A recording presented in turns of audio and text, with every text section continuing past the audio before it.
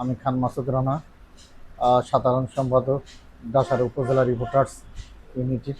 গঠনতন্ত্র অনুযায়ী আমাদের সংগঠন ধারাবাহিকতাভাবেই চলতেছে। ঠিক কিছুদিন আগে নাজমুল নামে আমাদের সাংগঠনিক সম্পাদক, সে আমাদের গ্রুপে থেকেও অন্য একটা হোয়াটসঅ্যাপ গ্রুপে আমাদের সংগঠনের নামে বিভিন্ন মিথ্যা গুজব ছড়ায়। আমাদের সভাপতির নামে একটা নিউজ করে, সম্পূর্ণ ভিত্তিহীন।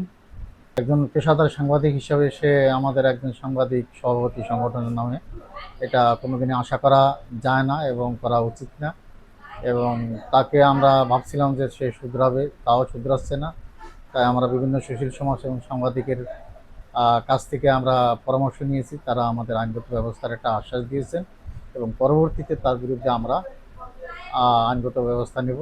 আমি মোহাম্মদ আলী হোসেন, ডাসার উপজেলা রিপোর্টার্স ইউনিটের সিনিয়র সহসভাপতি। আমাদের বহিষ্কৃত সাংগঠনিক সম্পাদক মোহাম্মদ নাজমুল, উনি যে মিথ্যা অপপ্রচার আমাদের সভাপতির নামে চালাচ্ছে, সম্পূর্ণই মিথ্যা। এই মিথ্যে বানোয়াট অপপ্রচারের আমরা তীব্র নিন্দা জানাই এবং এ বিষয়ে আমরা আইনের ব্যবস্থা নিব।